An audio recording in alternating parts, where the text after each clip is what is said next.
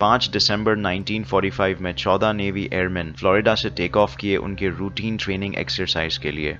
But लगभग 1.5 घंटे बाद flight leader lieutenant Charles Taylor ने कंट्रोल टावर को अलर्ट किया कि कुछ बहुत गलत हो रहा है उनके साथ। उनके तीनों कंपास ठीक से डायरेक्शंस नहीं बता रहे और उन्हें ये पता नहीं चल रहा कि पश्चिम दिशा कहाँ है। सब कुछ गलत हो रहा है। समुद्र भी बहुत अलग लग रहा है। अटलांटिक ओशन का पश्चिम भाग, जिसे अब कहते हैं बर्म्यूडा ट्रायंगल, में उड़ता हुआ ये जहाज फ्लाइट 19 जिसका नाम था, वापस कभी नहीं देखा गया। उसी शाम एक सर्च प्लेन को उसी एरिया में भेजा गया फ्लाइट 19 को ढूंढने, लेकिन टेक ऑफ के बस 27 मिनट बाद वो सर्च प्लेन और उसका 13 आदमियों का क्रू भी गायब हो गया। ऐसे अजीब इंसिडेंट्स सबसे पहले रिपोर्ट किए गए थे बाय क्रिस्टोफर कोलंबस 1492 में, जब वो अपने क्रू के साथ कॉन्टिनेंट अमेरिका की तरफ जा रहे थे। उनके लॉग में उन्होंने बताया कि उन्होंने कुछ अजीब लाइट्स चमकते देखे और ओशन बहुत ही शांत लग रहा था। उसके बाद उनका मैग्नेटिक कंपास इरैटिक रीडिंग्स दिखाने लग गया। इस वजह से क्रू के सभी मेंबर्स भी घबरा गए। फ्लोरिडा, बर्म्यूडा और पोर्टो रिको के बीच में अटलांटिक ओशन के इस भाग को बर्म्यूडा ट्रायंगल पहली बार कहा ऑथर विंसेंट गैरिस ने। उन्होंने ये टर्म यूज किया एक मैगजीन आर्गोजी के एक आर्टिकल में मिस्टीरियस डिसअपीयरेंसेस को एक्सप्लेन करने के लिए। उन्होंने 1945 में हुए फ्लाइट 19 के बारे में मेंशन किया था और साथ में 1918 में हुए यूएसएस साइक्लॉप्स के गुम होने के बारे में भी, जिसमें 306 लोग मारे गए थे। गैरिस ने यह भी लिखा था कि बर्म्यूडा ट्रायंगल एक ट्रू मिस्ट्री है और यूएस नेवी, एयरफोर्स और द कोस्ट गार्ड भी ये एक्सेप्ट करते हैं कि उनके भी होश उड़े हुए हैं। लास्ट सेंचुरी में ही 1000 शिप्स और प्लेन्स डिसअपीयर हो गए इस 5 लाख स्क्वायर माइल्स बड़े बर्म्यूडा ट्रायंगल में, और इन शिप्स और प्लेन्स के गायब होने का कभी कुछ सबूत नहीं मिला।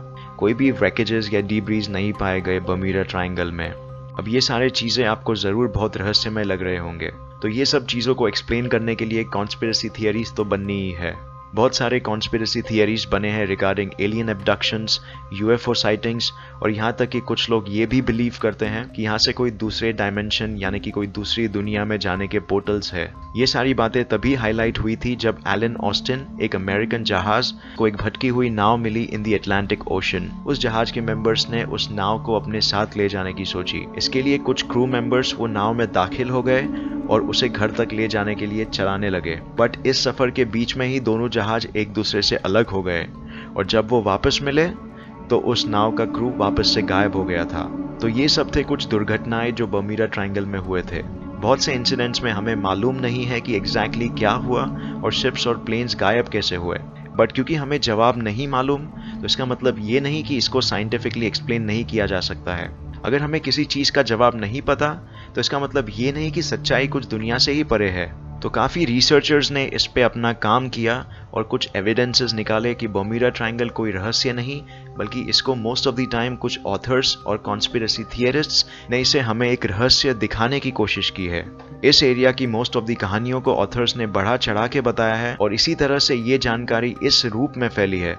तो अब हम इस चीज के बारे में विज्ञान क्या कहता है वो जानेंगे। ऑथर जीएन केजार बिलीव करते थे कि उस एरिया के एटमॉस्फेयर में कुछ इलेक्ट्रोमैग्नेटिक एनोमलीज है, जिसके कारण मैग्नेटिक कंपास ब्रेक डाउन हो जाते हैं और लोग भटक जाते हैं। इससे एक टाइप का कोहरा, जिसे कहते हैं इलेक्ट्रॉनिक फॉग, भी क्रिएट होता है जो प्लेन्स और जहाजों के साथ चिपक जाता है और उनके साथ ही चलता रहता है। उनका कहना यह था कि जहाज कोहरे में नहीं बल्कि जहाज कोहरे के साथ चल रहा है। एक और एक्सप्लेनेशन है जो कंट्रीब्यूट कर सकता है शिप्स के सिंक होने में। ये एक्सप्लेनेशन ये है कि सी फ्लोर में जो क्रेटर्स होते हैं उनसे मीथेन एयर बबल्स रिलीज होते हैं जो शिप्स के बेस से टकरा के उसे ऑफ बैलेंस कर सकते हैं। इसके वजह से एक जहाज पूरी तरह से डूब सकता है। यूएस कोस्ट गार्ड का इस सब्जेक्ट में ये कहना है कि ऐसे कुछ भी मिस्ट्रीज नहीं है अबाउट द बर्म्यूडा ट्रायंगल और मेजॉरिटी ऑफ एक्सीडेंट्स हुए हो सकते हैं बिकॉज ऑफ ह्यूमन एरर और उस एरिया के कुछ यूनिक नेचुरल फीचर्स की वजह से, जैसे कि गल्फ स्ट्रीम जो कि एक नदी के तरह अटलांटिक ओशन में एंटर करता है विद फुल फोर्स, और उसके पावरफुल करंट्स एक पॉसिबल एक्सप्लेनेशन है कि डूबे हुए जहाजों की डिब्री क्यों नहीं मिलती, क्योंकि वो अपने साथ बहा ले जाते हैं। सिर्फ इतना ही नहीं, कैरिबियन अटलांटिक का जो ट्रॉपिकल वेदर सिस्टम है इसके वजह से उस एरिया में स्टॉर्म्स और हरिकेन्स बहुत आते हैं because of the warm water and high humidity, और ये एरिया बर्म्यूडा ट्रायंगल के अंदर ही आता है। अटलांटिक ओशन का सबसे बड़ा trench the Puerto Rico trench भी बर्म्यूडा ट्रायंगल के अंदर ही आता है। ये ट्रेंच बेसिकली एक बड़ा सा होल है ऑन द सी फ्लोर। इस ट्रेंच में सी फ्लोर की गहराई है अराउंड 28,373 फीट, जिससे ये पता चलता है कि कोई भी शिप या एयरक्राफ्ट अगर डिस्ट्रॉय होकर नीचे गिरा तो वो इतनी गहराई में पहुंच जाएगा कि उसको कभी ढूंढा नहीं जा सकता। यूएस गवर्नमेंट के लिए बर्म्यूडा ट्रायंगल जैसी कोई चीज एग्जिस्ट ही नहीं करती। द यूएस कोस्ट गार्ड का कहना है कि ये एरिया में व्यापारी शिप्स का आना जाना सबसे ज्यादा लगा रहता है, तो जो भी दुर्घटनाएं हुए हैं उनका प्रोपोर्शन किसी और जगह के कंपैरिजन में बिल्कुल भी ज्यादा नहीं है। और ये सब के अलावा जो बर्म्यूडा ट्रायंगल में जमीन के हिस्से हैं और जो लोग वहां रह रहे हैं उन्हें ये सब चीजों ने किसी भी तरीके से अफेक्ट नहीं किया है।